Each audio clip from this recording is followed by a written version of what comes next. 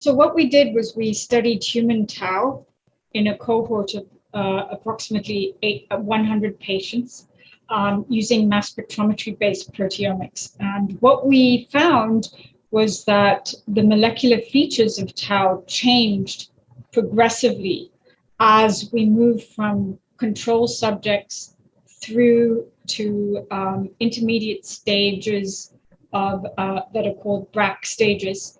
So from 0 stage to all the way to 6, what we see is that the molecular features of tau change progressively. And these post-translational modifications on tau actually happen in a very ordered fashion. So the modifications that you see early in disease are quite different from those that you see late in disease. The implications are quite profound because of the fact that this suggests that the biomarkers early in disease are going to be quite different from the ones in intermediate stages of disease versus late stages of disease. And the pathways associated with those particular chemical changes in tau will be different at each stage. And we can divide them into approximately 3 stages. And what we see is that these 3 stages will have different biomarkers. So if we're looking for blood-based biomarkers or CSF-based biomarkers, we should expect different stage-specific markers to be observed.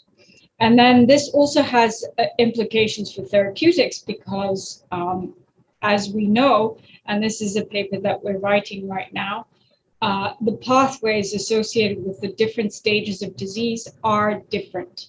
And so when we do develop therapeutics for these, for Alzheimer's, we have to think of it in a stage-specific context.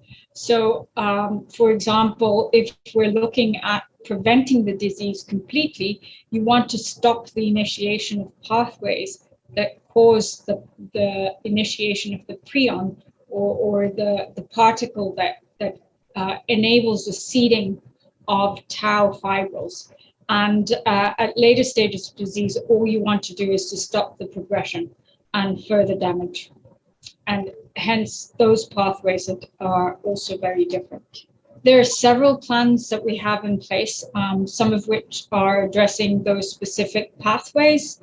But one of the most important things that we've noticed, because we're studying animal models as well, is that they don't quite match up with the human disease. So there are some animal models that reflect some of the changes that we see in the human, but not all. And then the other aspect is the stage-specific changes don't always occur in the models that we've looked at so far. So, you know, we would love to work with people who are developing new models that reflect the molecular features that we see in the human disease, such that we can test our therapeutics that we develop in the mouse models before we move on to the humans. And this sort of could explain why many of the therapeutics that we've been testing as a research community haven't really worked out as well, because one, they're not specific to the stages of disease, and secondly, they're tested in models that do not exactly reflect what we're observing in the human disease.